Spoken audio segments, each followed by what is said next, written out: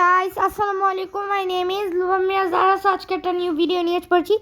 তো আজকে আমাদের এখানে দুপুর থেকে বলতে গেলে বৃষ্টি পড়ছে। সো এখানে আমাকে বললাম যে আম্মু বিকাল হয়ে গিয়েছে, আমাকে একটু নাস্তা বানিয়ে দাও।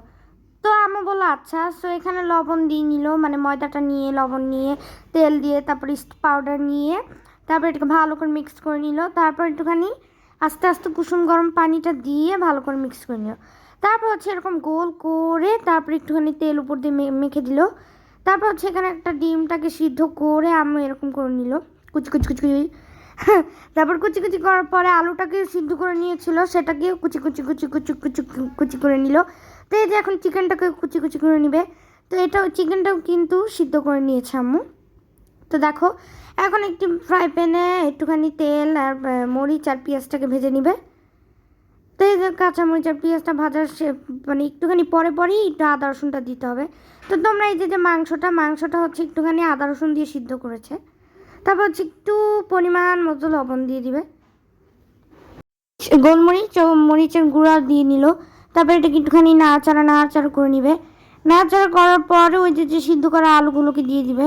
তারপর দেওয়ার পরে এখানে একটু হচ্ছে ম্যাগি মশলা দিয়ে দিবে।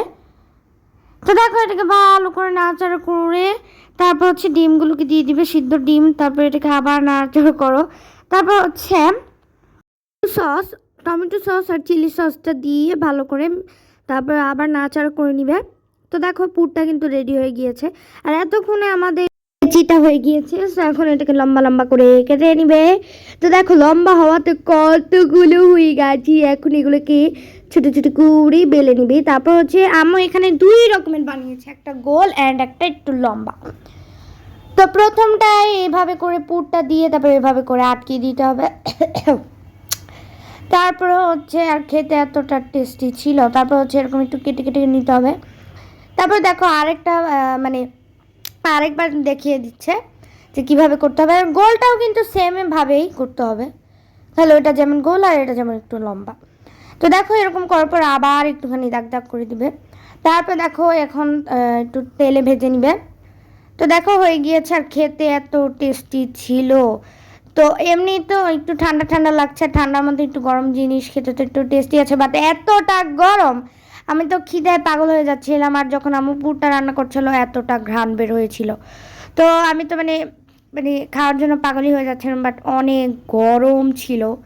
তো দেখো হয়ে গিয়েছে। সো আজকের ভিডিওটাই পর্যন্তই। তোমাদের কাছে ভালো লেগে থাকলে অবশ্যই লাইক কমেন্ট শেয়ার সাবস্ক্রাইব করতে বলবে না। আল্লাহ হাফেজ।